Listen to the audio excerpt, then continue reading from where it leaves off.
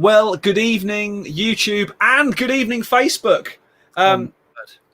Welcome to the Studio Rats weekly Q&A.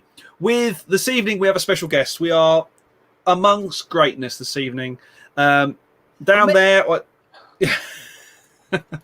in your dreams, mate. Down there, joining us all the way from Northern California, Mr. Colin McDowell from McDSP. Howdy. Thanks for having me, guys. Thanks a lot.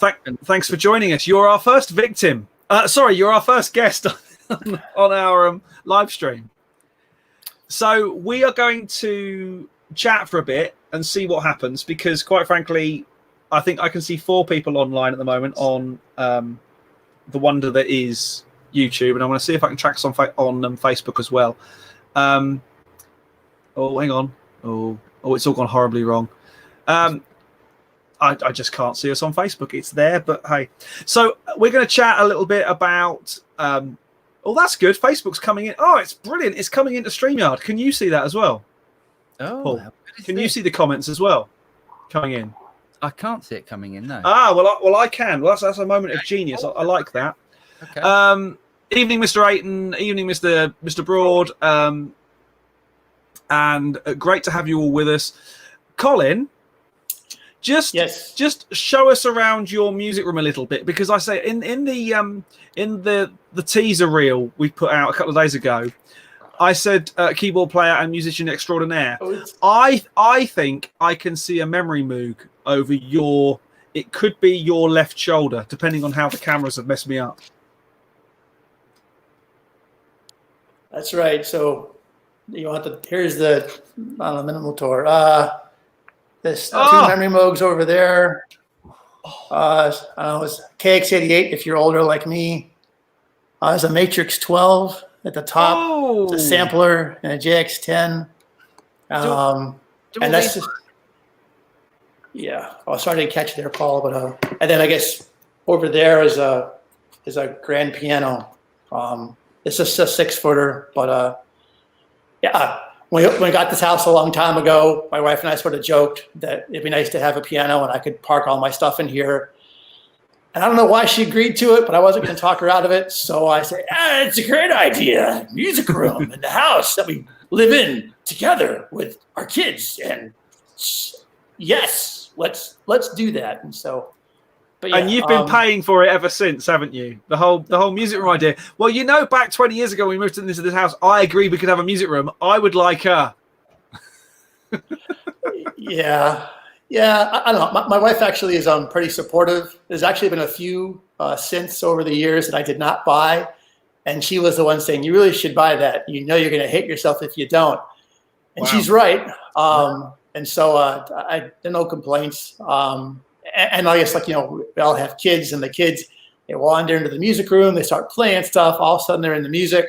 You know, I think once I knew I kind of arrived when our older daughter was in the music room with a laptop and she had a Logic session open. That's what I guess she wanted to use. I don't know why. But anyway, she was tracking all these different parts in the orchestra that she played in so that she could then play her part over it, because she was having trouble playing her part against everybody else. So she knew enough to, like, I'm going to do this part, I'll play this part, I'll punch this part in. You want to help? No, Dad, don't bother me, I'm busy. Oh, sorry, I'm just going to wait. So yeah. Yeah, so I think we all have the same kind of stuff. You know, you kind of like your kids to do, they don't have to do all the things you do, but at least if they appreciate them a little bit and go, yeah, of course I have 20 guitars. I mean, that's like a kind of a low number, but, you know, whatever. I don't have 20 guitars. Maybe Paul does. But yeah, so but yeah, so I just happy to. I don't know. I'm not a good musician, just a hobbyist, but I really like them. I think I commented to you, James. It is handy to have a lot of the analog stuff around the house or in your studio. So when you go, I think this is the sound I want, you can fire it up and go, yes, this is the sound I want. And if you happen to have a day job as a computer software audio plugin engineer person, that's really handy to go, that's the sound. If we don't have that sound, then we don't have it. And so that's always been kind of useful, and it's a lot of fun. So and do all the old synths, are they still working? Is everything working perfectly? Not perfectly. The memory mogs, it's all tuned up. In fact, I don't know if you can see over this shoulder, there's a picture of me with the kids tuning the memory moog together. After the week after that, it was great. 6 voices tuned. But you wait a couple of years and you're like, oh. Then after a while, you're like, oh, I think one of the voices kind of just decided to not follow the keyboard again. We got to open it up again, Dad. Yeah, we should do that. So I don't know, they're okay. They kind of wrestle with them. I think it's part of the fun of it, though, is it's kind of works, kind of doesn't. I mean, if I was like a real musician, I had recalling mixes and doing work. Yeah. Some of these synths are not practical at all, but I think as far as something that was cool when it was made and kind of keeping it working, I kind of like that. I just kind of pay a little respect to something that came before you and try to keep it working a little longer. Maybe pass it off to somebody else eventually, but that's kind of cool. So very cool. So let's talk about the beast that is APB. I took an APB 16 to Paul for a little video we put out a week or so ago, and I think it's fairly safe to say, mate, that you didn't want to give it back, did you? Oh, I think it's amazing, and we're not just saying this because Colin's on the show, but the thing is, the APB 16. I haven't tried the 8, but obviously it's the same thing. It's just sounded amazing, especially the mixer. The Moo mixer was. Yeah, it turned out great. Several years of my life and a few others at the McDSP engineering staff have been spent trying to make that thing work, but it turned out really, really well. And I think also that we know there are people within the user community that appreciate the kind of a sound or that know what we're going after. So when they fire it up and go, oh yeah, this is what I want. Yeah, that's what you want. And then so they take it. But then it kind of like it's just a tool, right? But you put it in the hands of James and Paul, you guys have done really good jobs with some of your videos, and your work in general is really good, but you sort of listen to it and I enjoy watching the videos. I know what the MooX mixer does, but what they do with it, oh, that sounds, yeah. Listen to those toms. Well, I was about to say exactly that. That video we put out when I went out today, I think it went out today, in fact. I like drums. Who'd have thought it, being a drummer. I like big drum sounds. I like drums to cut and have body and sound fat with an F and fat with a PH. I couldn't believe when I wound one channel of MooX into the toms, just went, that is the drum sound that I hear when I sit there. Actually, it's better than the sound that I hear when I sit there because it's the sound I wished I heard when I sat there.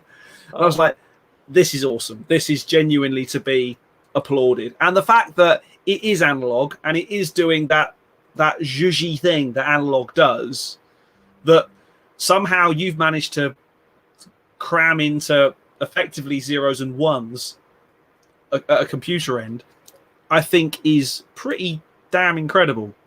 Yeah. So again, kind of thanks to folks like you who take it out for a spin and go, oh, that sounds really good, and you tell your buddies or you make a good track with it. I mean, that's kind of the fun part of it. I'm a lousy musician, really. It's just hands down. I got into computer programming because I can program synths. If you want to have like an elephant roar out of like a modular synth, yeah, I'm your guy. Great. But that's probably not what anybody wants anymore. But take that kind of way of thinking and put it into software development, and that works really well. But I think people that can actually make lots of music at a high volume and keep doing it, come up with new ideas all the time, I think that's really impressive. So I'm just happy to make a tool that they can use. If that gets into their workflow, that's great. So thank you for using it. So I remember probably about, it must have been sort of 4 or 5, maybe 3 or 4 NAMs ago, having a chat with you, and you said to me, we're working on a thing that is going to blow your socks off. And I'm assuming now that it's APB, and we've all gone,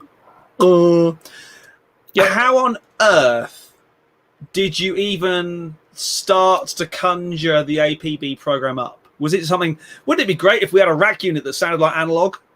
Was it literally one of those moments, or was there a natural progression of, hang on, we can do this, so maybe we can do this, so maybe we can do this? Was it one of those, or just sort of tell us the thought process and the train of thought that went along with it? If that's not giving I think away it's the kind of a secret natural. That's not giving away anything. I think the natural progression was we wrote a lot of software over the time, about 15, 17 years of software development. And I was like, oh, this is cool. We've modeled a lot of analog things. But, I wonder, could you go back the other way? Because, in software, you can make a model or a system that does lots and lots of things. And then you kind of think, gosh, where else could this work? And so you get like Avid says, here's like a new HDX card or other platforms you want to port it to. Then you start thinking, well, could you port it to like an analog platform? How could that work? There'd be like a control signal, and there'd be some kind of like smarts. But then at some point, all the stuff that touches the audio, could that all just be completely analog path? And in there, what the analog is doing, somehow we have controllability over it. And we experimented some, and some of those experiments were terrible. And I'm like, oh, okay. But at some point, we had some things that worked pretty well, and we just sort of kept building on that. And at some point, we're like, we could actually make a whole system that does this. And because we're taking out like all the switches and meters and things like that, those are very expensive. So if you take all that out and just leave in like the guts that is the algorithm itself, and just put it in a box and control it from the software side, now you have something that's very controllable. It's a little more economical. I know like the APB16 is bank, but you're talking about 16 channels of, if you bought 16 outboard pieces of gear, you spend like, I don't know, 50,000 or more. So it's just kind of fun. Also got to hands off to other engineers like Chris and Glenn, who made the hardware, made all the drivers work. The sample accurate control of all the just the analog system itself is sample accurate control. That was like it'll work, right? Well, we'll just keep punching away at that. But yeah, it all works out pretty well. So it was really just a fun project to do. And at the end, we were like, oh, this is going to be something cool. And it seems that some people think that way too. So we're glad to share it with them. Well, for an exchange of monetary instrument for the box. But yeah. Well, agreed. It does sound like when someone says, "Oh, it's X thousand," I think it works out about, is it 6,000 quid UK or thereabouts? 6 or 7. I'm sorry, it's just it's the way it is. But actually, if you went out and bought 16 good 500 series modules, you're probably looking at about 15 to 16 grand, even with a deal. So actually, no, it's not that expensive, really. Those modules only do one thing. Yeah, exactly. So, we've got a question. We've got a question from Mike. Yeah, and also, go ahead, Paul. Okay, sorry, we got a question from Mike Ayton. You might understand this. Did modelling Mike Minkler's box for the SA2 influence the APB16 box creation? Oh, that's a really good question. Good job, Mike. You're gonna have to explain as well, because Mike. So I've known Mike a long time, and I know he's a major SA2 user. Yeah, you might have to explain a little bit. So the SA2 dialog processor is made off of a one-off box. There's only one of them ever, and it was developed by Mike Minkler, who's like a re-recording mixer and based in LA. And the guy has done like 117 A-list movies. It's you can Google him. It's like he's done like way too many movies for one person. But he had this box, and he wanted to have a software version of it.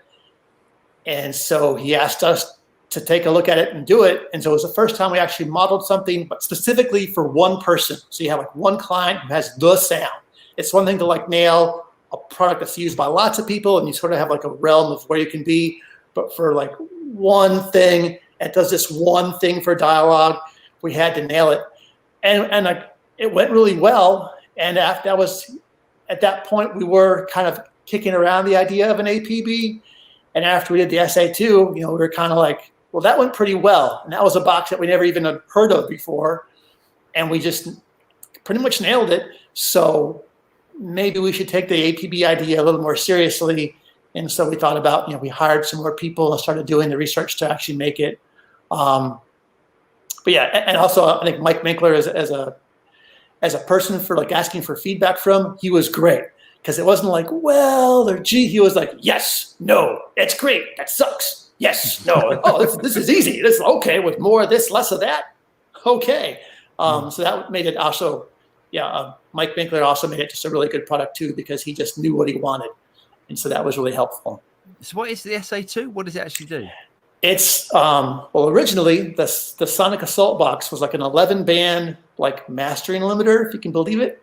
Right, wow. But what they wound up using it for is only the top 5 bands to put over the top of your entire dialogue signal path, like for a major motion picture. And if you can imagine, like whenever you videotape your kids screaming and shrieking as they run through the house playing football or trying to stab you with like their plastic sword, it'll happen. Probably happened to Paul. It has a sort of a sound, and it's like a home movie. But then if you put the dialogue portion of that through the SA2, now it's like, oh, well, that's what a movie sounds like. And wow. So, although I can describe it, it almost like takes the heart out of the dialogue. So all your T's and your S's and your plosives, you still want that, but you want to take them out just a little bit as you go. And the SA2 does it in a sort of a special way. All the bands are kind of working together, but yet independently. It's pretty clever. And so we just had a way to do it and showed it to Mike, and he said, yeah, that's the sound I want. And I said, do you want all 11 bands? He's like, no, I just want those 5 bands. And I'm like, okay. And so, it's just like, it's kind of like a de-esser, but it's not. It is something else. And I think the other thing about it that's interesting is if you like put up to speak through Mike Winkler, because his explanation to me is like, I mix all this dialogue in this movie. Now I have people whispering and people shouting. I also have like a 180-piece orchestra, and I have, dragons falling out of the sky and explosions and other stuff. And then when Paul says to James, we have to go over there. But what did he say? He's like, I have to make that cut through. That's my job. So he's like, so I have to EQ and balance out the dialogue a certain way. And when you do it, if you don't have like an SA2 at the end of that, it's really going to be kind of just too much. And you can like sit there and go, oh, it sounds pretty good. And after about 10 minutes, like a pair of expensive, heavy headphones, you'd be like, gosh, what's wrong with my neck? I don't know if I like this. And so you just take that part out. And it's, like Mike's point, I think of it as like fine sandpaper for the HF of your dialogue. Yeah, that's what it's for. And it just works great. It also works on lots of instruments too. Like if you have like some type of instrumentation that's just kind of too much high end, put the SA2 on it and just try it out. Cool. Sorry. Okay. Well, that's one for the toolbox later on. Yeah. You got some, Paul? I have. Yeah. I want to know how Colin started. Oh, just to go back. So I want to know, how McDSP actually started, or how you started. What? Okay. Well, where did you study? What was the thing? Sure. I toddle back to So I grew up originally in Buffalo, New York, where Moog music used to be. And so sure enough, when I was a little kid, somebody else's dad knew I played the piano and offered me a little micro Moog to try out. And I said, oh, okay. I took it home. My life was good, but my parents didn't really have a lot of money. So the one thing my dad had that was fancy was his home stereo. And so I blew it up. I took that synthesizer, resonant lower high pass filter thing, just vroom, vroom. And after one day of that, my dad comes home from work and I'm like, oh, Dad? He's like, yeah, you got to come take a look at the stereo. Those speaker cones that used to be connected to they're like shut all the way around and just kind of like hanging. And he'd be like, and I could see he was getting angry, but he'd say, well, before I, bury you alive, what did you do? And I'm like, oh, and then I was like 10, right? All of a sudden, I'm an electrical engineer. Well, I took the oscillator and I used type of waveform, which has lots of harmonics, as you know, and I used a really resonant high-pass filter, and I brought it down to about 40 hertz. I think it just blew out the woofers in your speakers. And he was like, who are you? Did my son get kidnapped by an alien? He's smart, honey. He has a brain. He's not an idiot like we always thought. And so that's how it got started. So I liked engineering if it had something to do with sound. And so I studied engineering in college, always with an eye towards audio stuff. My first job out of college was actually IBM, but after IBM, I got a job at DigiDesign. I worked at DigiDesign for a couple of years doing plugins, and then I went over to Dolby and worked on something called Dolby E. So if you have high definition television and you hate the way it sounds, you can blame me and a few other 100 people. But and then at Dolby, Ray Dolby kept a little library of sort of the history of the company. And in there, he had these binders of just pictures, I guess he or his wife would take. And they had little captions under them like, in this photo, we're broke. Like, what? Because they used to have this little office above like some glue factory where they'd slaughter horses or something. You have to look on the Dolby website. They probably don't spin it quite that way, but that's really how it was. But at some point they made these noise reduction boxes, and then all of a sudden people liked them. All of a sudden they're off to the races, and things were great. So I just thought I should try that. And my wife, to her credit, said, it's kind of like those synthesizers you sometimes don't buy and like you can't sleep for days. You should try starting your own company. Otherwise, you're going to be a really crabby old geezer. I'm like, okay, I go with that. So I quit Dolby and started McDSP. And Filter Bank was our first product back in 1998. Yeah. And just kept on going. I just seemed to come up with lots of ideas. My kids and my wife will tell you, in my sleep, when I am sleeping and I'm not awake, I will think up stuff or fix bugs. Wake up, walk to the computer, go, oh, I think I fixed it. What'd you do? Well, I had this dream about the way that the thing was interpolated, and I think it should be this way. In your dream. Yeah, why? So I think about it all the time. So I think that if people would think that I'm a smart person, I disagree. I think I found something I really like. I like thinking about it all the time. And so after 20 years, I'm decent at it. It's like being a musician, right? You can't be a good musician from day one. You have to play with a lot of other people. You got to learn a lot of kind of things. You can't just play. You might say, why do you need more than one guitar? Because there's more than one style of playing guitar, much less the way the guitar sounds. So you have to have that. I'm going to guess James probably has like a couple of snare drums, probably, maybe a few more, maybe even one he held out for years and finally paid way too much money for. But it has that sound, and so that's, in a way, is what I do code or doing algorithms. Just think about it a lot. It's fun. No complaints. I wish I could be like a great guitar player or a drummer or something, but it's not my genes. But I can make some obscure piece of software work and put it into your system, and you guys make something great with it.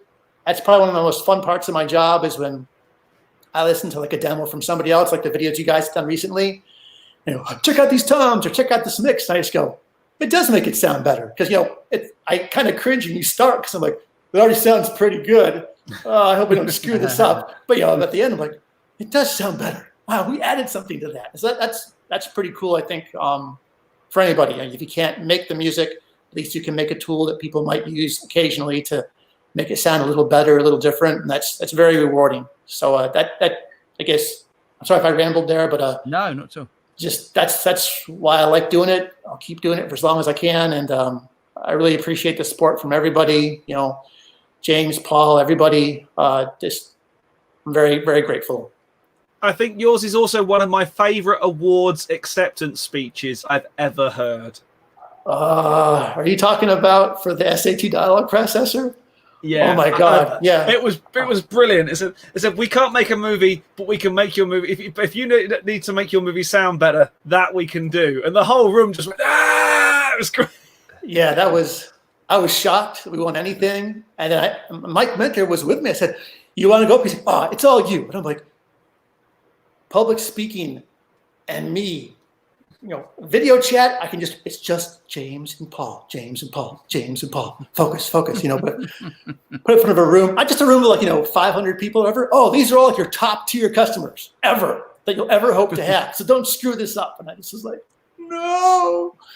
I'm glad it turned out okay. Please don't Google it, everybody, but I'm sure it's up on Vimeo or something, or a couple of iPhones.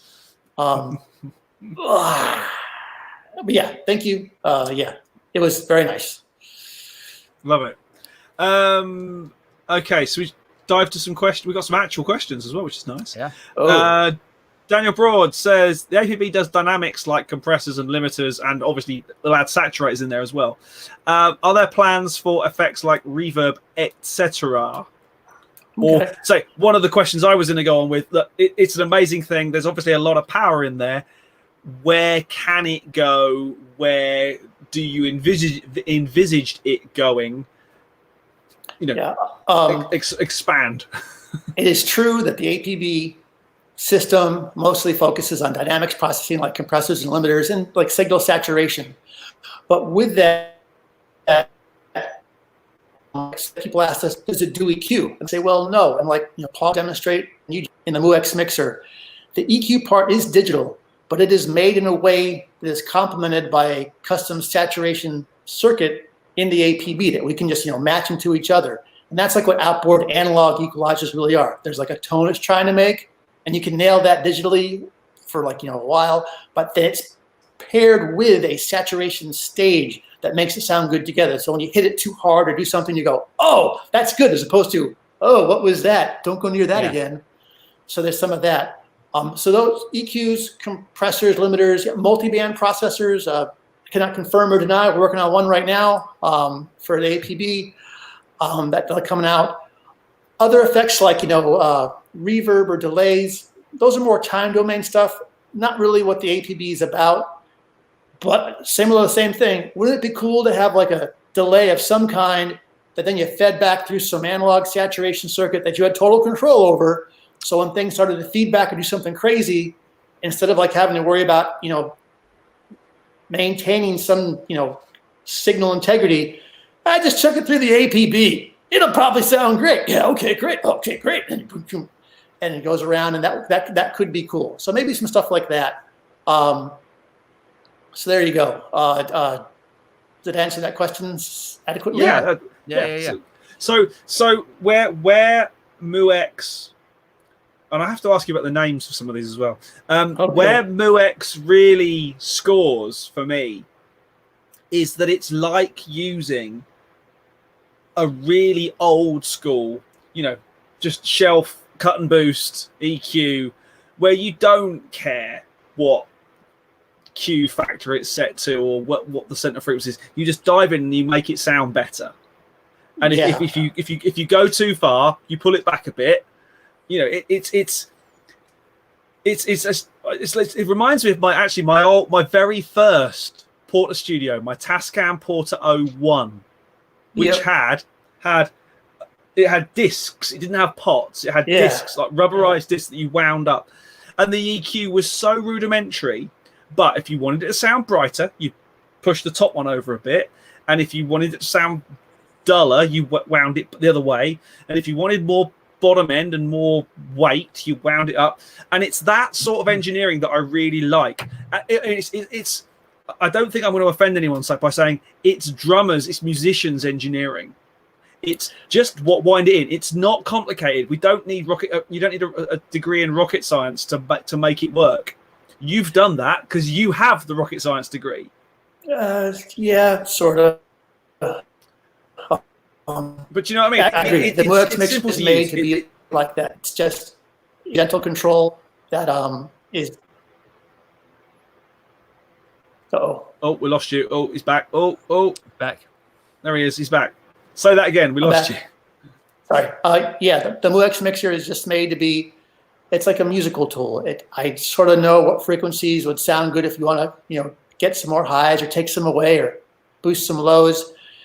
And frankly, most people already have some pretty good mixes already, but they just want a little bit of a touch up. And I think that in some ways, that's what a mixer in general, analog, digital, whatever, the mixer is like that. Just bring it all together. There's some little additions you can do here, and some of them are pretty nice. You're not going for anything terribly drastic, and it's cool to look at. And it kind of helps you kind of go, oh, this is cool to look at, and just kind of think about your music and listen to it as opposed to watching waveforms go by. And I think that's it's a good way to work. So I'm glad people like it. It was fun to make. It turned out really great. Probably we'll make another mixer because the first one was a lot of fun. And now that we sort of have a handle on all the things we want to make it do, if people have other feature requests or a different kind of mixer, that's probably something that we should look at some point. So you can actually do that. So you can, the technology that's inside it, you can actually create lots of different styles of mixers. Can you? Is that what the? Yeah. I still, and when James turned up with it, I was expecting like this thing with like a bunch of D subs in the back, and we were going to have to rig it all up. But it's amazing that everything is done through the Firewire. Sorry, Fire. Oh my God, did I say Firewire? It's the same technology under the hood. Firewire and Thunderbolt. If you Is want it? to be a super Oh, nerd, well, yeah, I knew it's that. almost the same thing. That's right. Ladies and gentlemen, Paul Drew, finger on the pulse, bam. I think you just get, but yeah, yes. And we made it. I guess this is part of my obsessive compulsive nature. I think about the sound stuff all the time. So when someone says, how much of blah, blah should it have? I'm like, oh, it should have about this much. Are you sure? Yeah, I'm pretty sure. So put that in, and then it'll have that range of what we want. Every product wouldn't need that range, but just it's within there are some different types of way of putting things together. Another mixer. Yeah, you bet. That's definitely is I guess, you can't confirm or deny that's already been sort of sketched out. It's a little bit off in the distance for now because mixers are pretty hard to do. Even when you put one together, it's a lot of, just the sheer number of controls in it. Yeah. And then if you do get one going, you still have to sort of fire it up with some test mixes or maybe shop it around. Maybe you guys can beta test it. Yeah, I'm up for that. We could be available. Or it has controls people on. Oh, Colin, we lost you. Okay, well, there you go.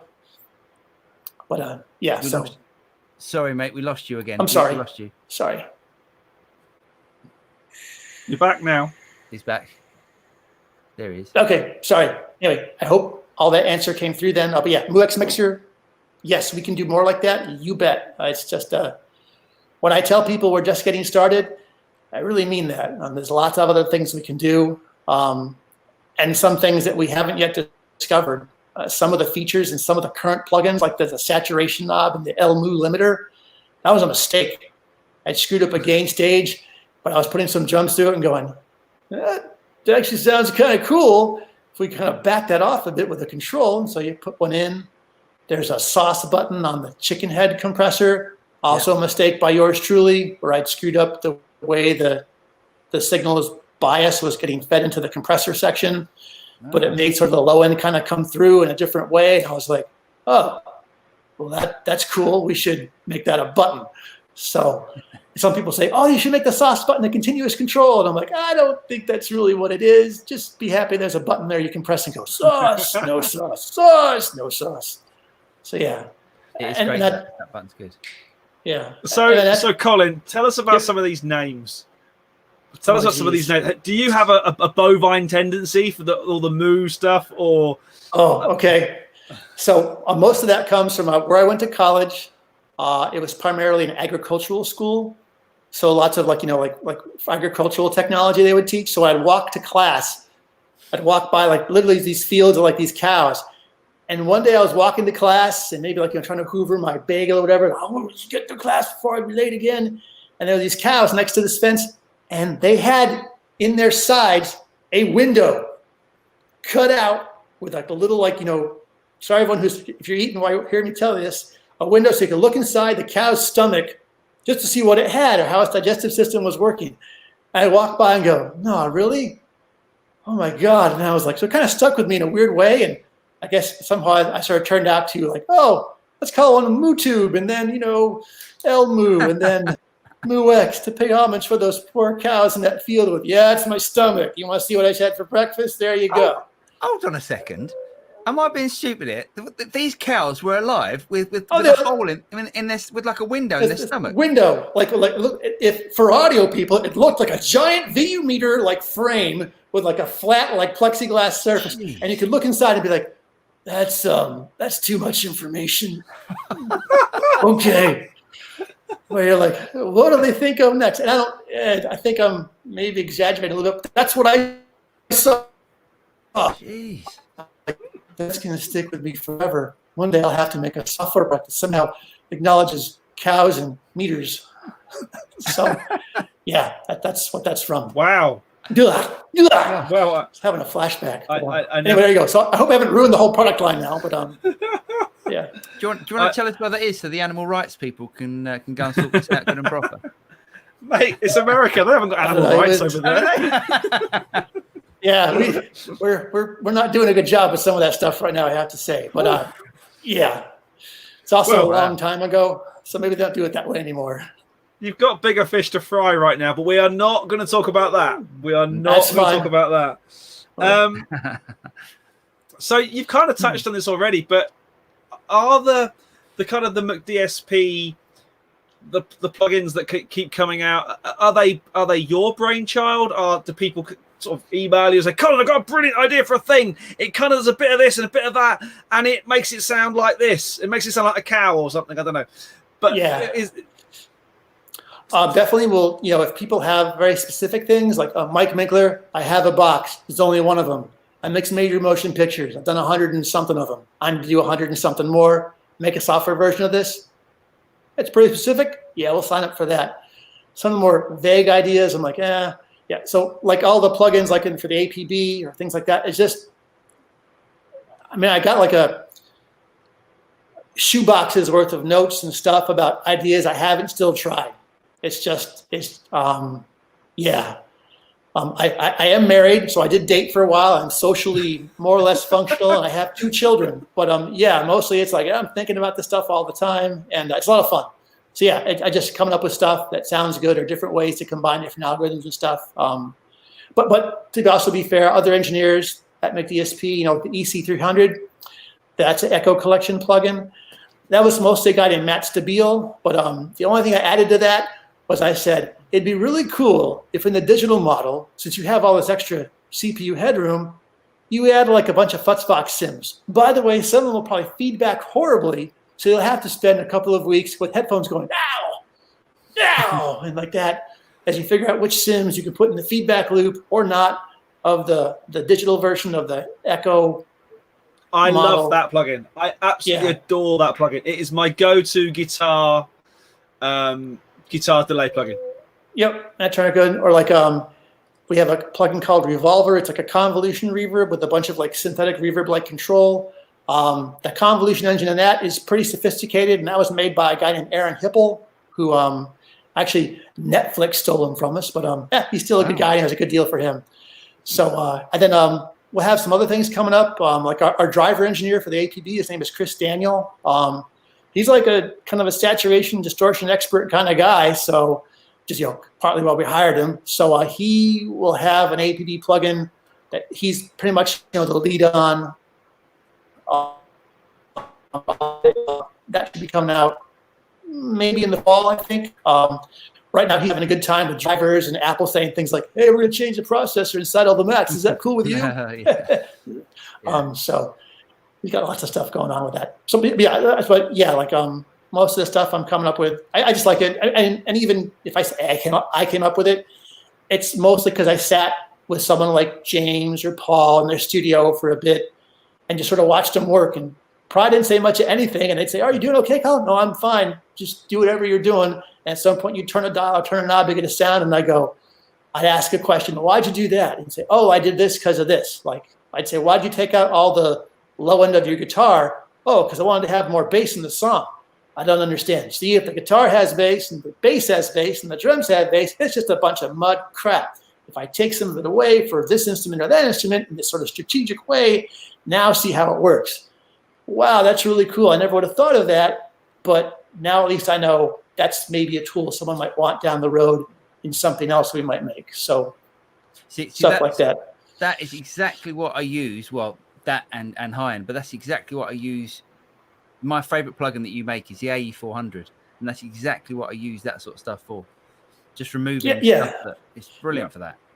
Yeah, but the brilliant part is actually knowing what to remove. We just have a tool. It's like a hammer. Hey, here's the hammer. But you've got that button. That's the thing. You've got the button, and then you've got the speaker button. I can't remember if it's a speaker or whatever. But then you can solo the frequency that you're trying to find, and then right. But still, that yes, thank you. But I still think I say this to anybody watching I still think no matter how far technology takes us to do all the things we can do, for making like a creative thing like music or other sound or things like that, it still has to be an engineer, the audio engineer, the human being moving the faders and stuff. That's what makes it great. So yeah, you can have, nice headphones that hurt your neck or a memory mode that's probably not in tune right now or whatever. That's all great. But really it's the person that's, pushing the buttons, moving the faders, playing the stuff. That's what makes it work. I would like to think that anybody that's ever thinking about hiring an audio engineer to do a job for them, mix a track or do their record or a film soundtrack or whatever, they got to know it's the person. It doesn't really matter where they do it or how much gear they have. It's just that person will make it work.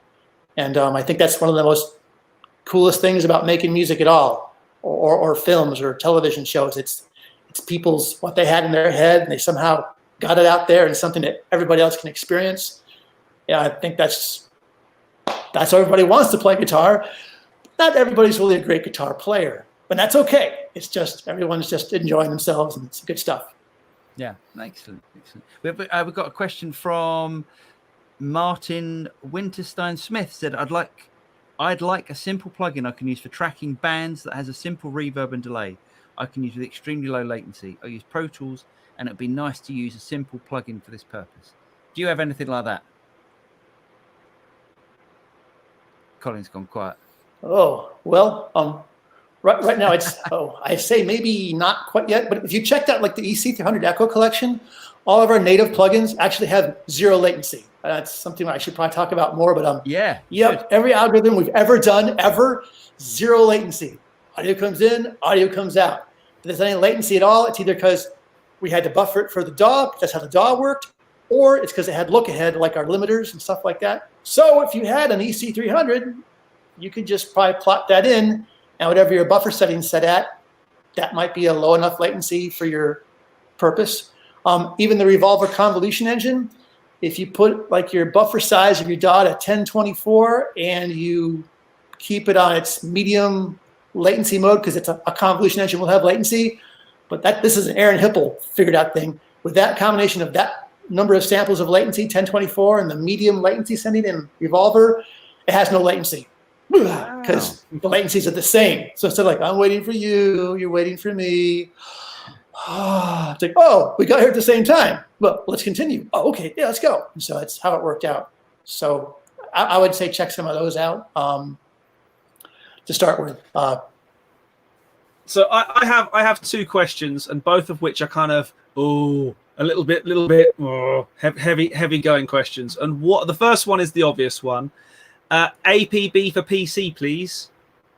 Oh, that's a fair question. I think that the only real thing stopping us, the big engineering hurdle there would be a driver for Windows that communicated with the APB in the way we had to work, for years to make it work on with the Mac. You have a system that not only is synchronizing analog processing with your DAW, like if you ever use like a hardware insert point and sent stuff to your equipment and sent it back, it's still not in line, because whatever the latency was for the digital to analog conversion and the analog digital conversion, you're still off. So we had to solve problems like that, the processing, alignment of all the tracks, rambling. But I do not disagree that there's plenty of qualified Windows customers that would love to have an APB processor of some kind. We just need to get to the driver part of it. I'll tell you just straight up, right now, I think Mike Aiton's already talked about it, the Mac Silicon in his comments. Yeah. The new Apple chip, that is the current fire drill. Pretty much any software developer, not in just pro audio, but on like this planet and probably a few others, they're all going, what? So that's what's next in the queue for a lot of people. And then at some point, maybe a Windows version could be considered. Right. I think people should just keep asking us, because if no one asks us, then I guess no one wants it. If people keep bothering us about it, which I welcome, that's good to know. We're like, okay, great, fine. And then we just sort of, take it from there. But I'm sorry, for now it's Mac only. That's all right. So, I mean, as a dual platform facility, I'm happy because I can run it on this machine. And the other question is one of, I suppose it's a financial one. So APB is X price, and at the moment the plugins are included. Yep. I'm assuming the plan is that as more and more plugins come along, there will be a cost to the plugins. Yeah, that's a good question and a fair one considering the price point we're asking. I'll answer it this way, which isn't quite, a little vague, but it's because it's the future. I can't predict all the future. The plan is that we'll keep making plugins for the APB for a long time. At some point, yes, we'll start charging for some of those. I will tell anybody that's purchased one today or already has one. We have a database of APB customers, so when you register your product, it's noted when you bought it. And I'll tell you right now, in my way of doing things, if you're one of the first 100 or 200 people to buy an APB unit or whatever that number is, yeah, you're going to get free software for a while. You might think that sounds like a bunch of BS, but in the last 22 years, McDSP in its total history has had two paid upgrades. Two. Wow. So because I'm not greedy and I'm just happy with what I do, and so yeah. So I think that when I'm trying to say, if I tell somebody, if you bought an APB 16 today, and I came out with another mixing console like next year, yeah, I'd probably give you that mixing console. And I'm calling it a mixing console because that's what it would be. It would be some other full-on featured mixing console. So there's that. There probably is some economics that people might say, hey, it's still a little bit too much. Maybe we have to work up some other way of getting people more software over time or something. But I don't know. We'll work on that. But for now, yes, at some point, you're going to have to pay for some plugins. But for people that are early adopters, you got some kind of special, I don't know, gold star or something next to your name in the database. Early adopter. What's he getting? He's not paying for that one. Not paying for that one. So we just get people that. Because people are, especially now, it is a new concept. It's a new kind of thing. People want to take them for a long time. Lost you again, Colin. Anyway, Yeah, I think he's back. I think he's back now. Can I just add here that Colin lives really near Silicon Valley, and how come you've got me and James, which are living in manky old London, near enough. Thank you. And our internet is perfect. Yes. I think it gives you the fact that we are 60 miles apart and Colin is 6,000 miles away. I don't think that matters. No, I think Paul asks a appropriate question, and I will answer it for you, Paul. And I'll even tell you that in my neighborhood, in a few blocks down, where the houses are way bigger and stuff, but I live in the same neighborhood as like Steve Jobs and Larry Page because I live in Palo Alto. Holy crap! Now, for the record, people, my house is next to train tracks, so if you ever hear their monitor go like this, that's why. Anyway, so the internet therefore sucks around here because there's too many people in one place and they're all on Wi-Fi or their phones or whatever, or using Google Maps. Hey, where is the thing I'm supposed to go to and pick up my Uber and my free pizza? Oh my God! So yes, the internet in Silicon Valley,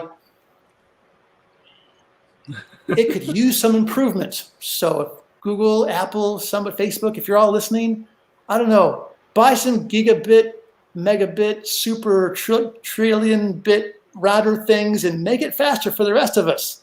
They're probably making it faster for themselves, but not for laymen like me. I'm sorry. Wow. I've got a question. I've got a question for you because you still support, and someone else sort of asked this question further up, but it was Mike actually saying that he loves the way that you do HDX DSP as well as native. Have you ever? And what is the? I'm probably going to say the wrong thing here, but have you ever thought about moving? And obviously you can't do it with the APB stuff, but your normal plugins. Have you ever thought of using some of the Universal Audio technology and processing, moving your plugins over to that as well, so that's usable on that? If not, why not? Yeah, I think it's mostly the UAD platform is an invite only. I think they do cover a lot of bases that we already cover. It is possible that with like things like the APB, we've kind of like drawn a line in the sand of, yep, we're in this camp and you're in that camp, and how's it going? Universal Audio is like a half an hour drive from my house, from our offices, so they're a neighbor. I think Bill Putman and the rest of the team there, they've done an amazing job. They got crazy smart people like, let's see, who can I pick on over there? Toby Dunn, Doug Tissier. Lev's no slouch, is he? Yeah, Lev's no slouch. And your nerdy people you may not have heard of. David Berners, Toby Dunn, Doug Tissier, who's their hardware guy? I went to a Rush concert with him. Am I spacing his name? Don't get old. Anyway, they have a lot of talented people over there. Yeah. So I think they've done an amazing job. And in some ways, you could just say, I don't think they necessarily need a McDSP in their platform because they already have lots of these, models of things based on stuff from a long time ago, and it's good for them. Actually once, because Stanford's really close by, when I was thinking about trying to get a master's from Stanford, but I didn't get in. So just, again, not a smart person. But I sat in this lecture, some of these lectures you could sit in on. And I sat in one, and I sat next to this guy, and I was like, gosh, this guy was kind of familiar. He's like, oh, hi, my name's Bill Putman. And I'm like, oh, hi, Colin McDowell. And for the rest of the lecture, I'm sure it was something really important. I could have learned something, but the whole time I'm going, why have I heard that name before? It's like some audio guy, isn't it? No, I don't think so. I mean, this is like some Stanford grad student. I mean, okay, whatever. And then, later I'm like, oh, that was Bill Plotman. I mean, junior, but I get it. So I think they've done a good job.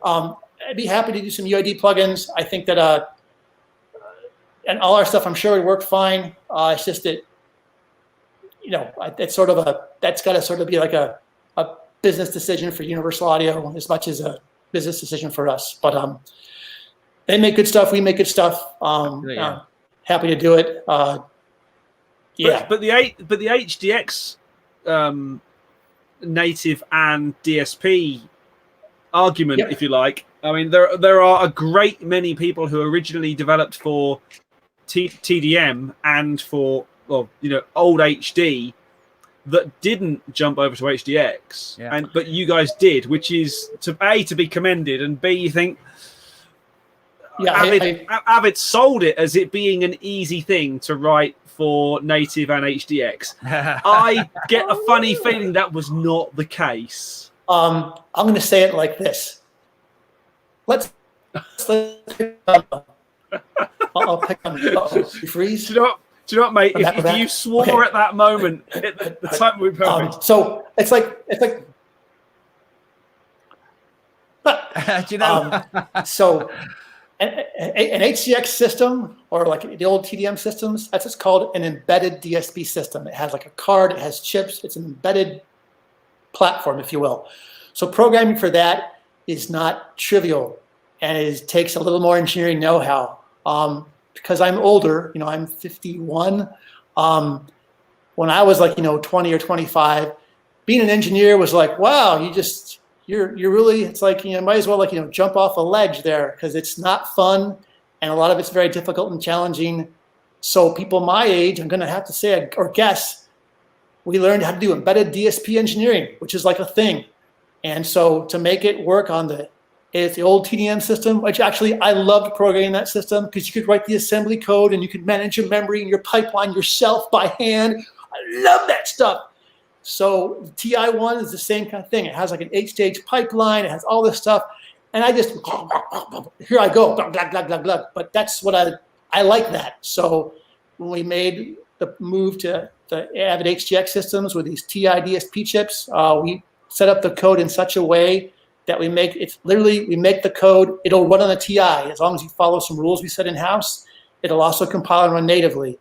And we did that for two reasons. One, because we still want to support that HDX platform, but also, what if I get, Paul Drew and James Ivey are sharing a session, and Paul's, HDX and James is native.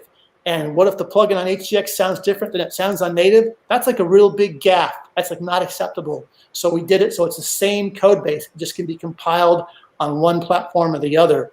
And so I wanted to have that parity across the way, because just as much as you two will get giddy about the saturation sound of the MuX mixer, which is great, I also know that you'll probably hear any subtle difference in any algorithm if you take it from one platform to the other, and it'll drive you crazy and probably piss you off and make you not want to use the product. So, and it's not just the TI chip for the Avid HDX to the Avid AX native, even the AU or the VST platform, all those platforms funnel in our code base to one set of code that is the algorithm. So it does not change in any way from any of those platforms.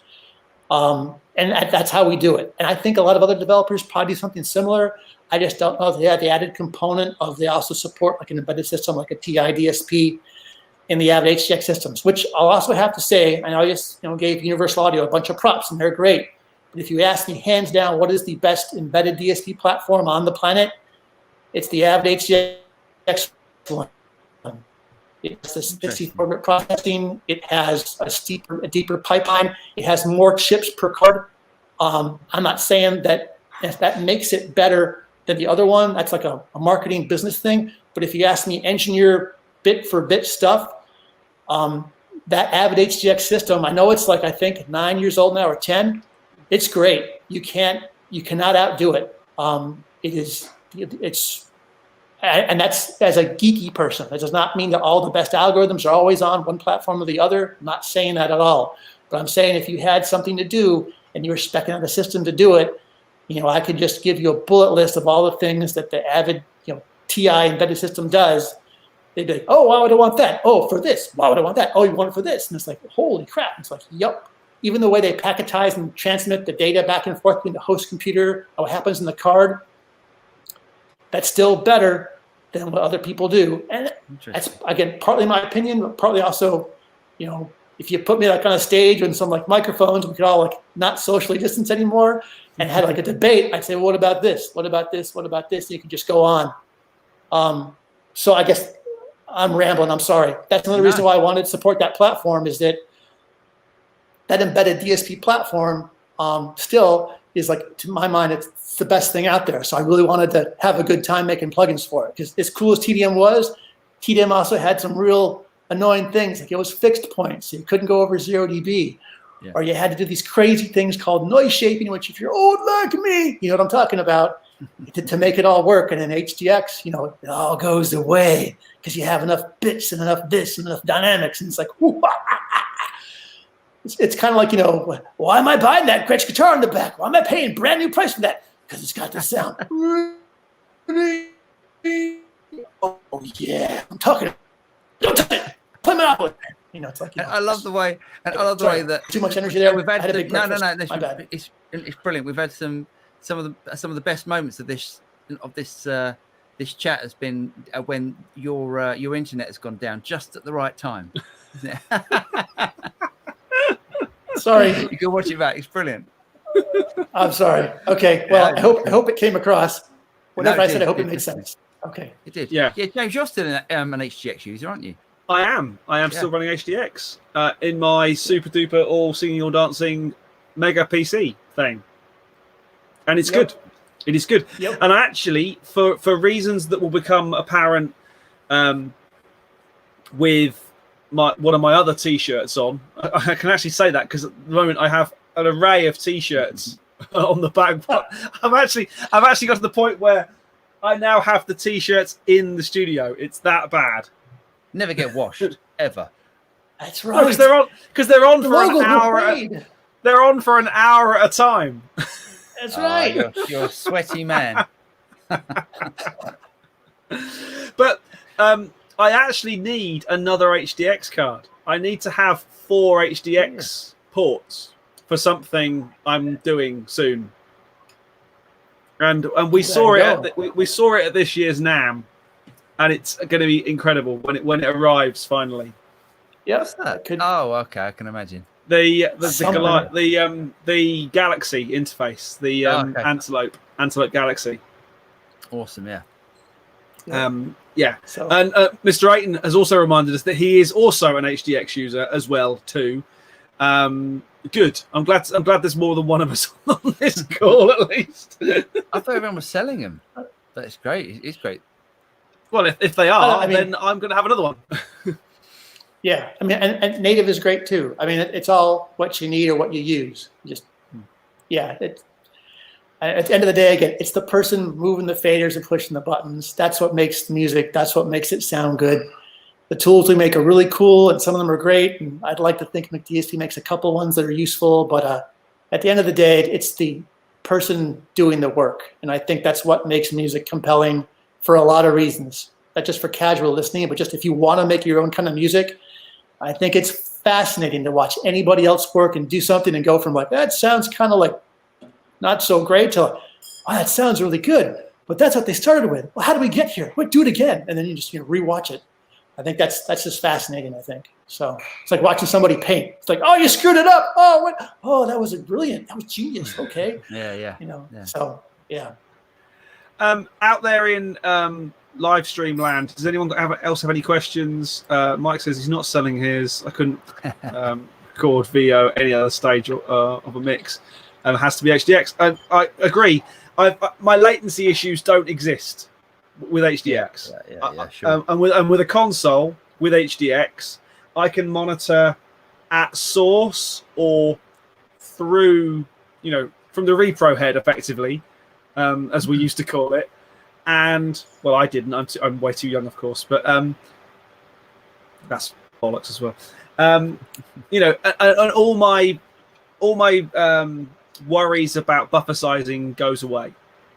And and as a person who I'm technical-ish, but I like not having to be, if that makes sense. I like not having to think about it. I want to pick up a guitar, plug it in, and play.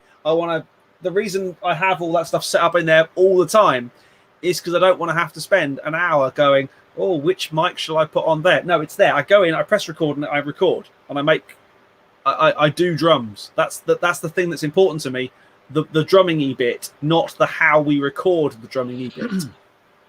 And that's the same with mixing or with editing or whatever. The reason I'm still on Pro Tools, and it's funny, this last week I have been in Cubase, Logic, Reaper, Digital Performer, which I started on Digital Performer a million years ago. Cubase, Logic, Reason, Reaper, Studio One. I've done 8 videos on 8 different DAWs this week, and I hate them all except Pro Tools because I just know Pro Tools. Yep, some of that. Yeah, or you just use what you know, or like you said, if you just you don't want to be technical when you're making the music part. You just want to be creative. That's really hard to do because your technical brain's going, oh, what about this? What about this? What about this? And your creative part of your brain's going, please shut up so I can think of some good lyrics here or make the right take with this solo. Yeah, it's funny. Yeah. I was tracking a guitar solo this week, and I was struggling because I wanted it to be, I had the melody in my head, and I couldn't get it out on my fingers, and I found myself going, no, not that, undo, no, not that, undo. And I think actually, if I'd had the rewind time that we all used to have, which would have given me that moment or two to go, just to pick it out a bit more in my fingers, I think I would have got it quicker than just being like, no. Yeah, that's fair. I think, or even like this, global pandemic, which is horrible, but a lot of people have, they're at their house and they think, maybe I'll pick up the, piano or the guitar again, and they start doing it. And that's something probably more of us should be doing in general with our hobbies. It's just taking a break from whatever we really grind ourselves with and just, do something that's a little more for fun. I was going to joke with you. A lot of these famous guitar players have online lessons, and I'm a total guitar hack, but I like to watch some of them. And there was one that had Steve Vai where he was like, bend all the note stuff, and it was like, okay, that's impossible, thanks. And there's another one with Eric Johnson where he comes out and he says, you just have to know all the notes and all the strings. And it was like, yeah, I know that, dude. He's like, see, this is a B, and this is a B, and B, B, B, B, B, B. And like, wow. And it was like, oh, okay. And you guys have your own favorite guitar players. It was interesting to, to watch again. Not everybody's really a professional musician, but you can, take some tips from others or pick up a couple things and then go, oh, this is kind of fun. I should do it more. Yeah. You did actually pick on one of my favorite guitar players, who is Eric Johnson. I worship the guy, have done since I was about 11 years old. First, it was bizarre. There was we're rattling on a bit, but hey, there was a radio program when I first started playing guitar, and bought that guitar down there, my Epiphone Sheraton.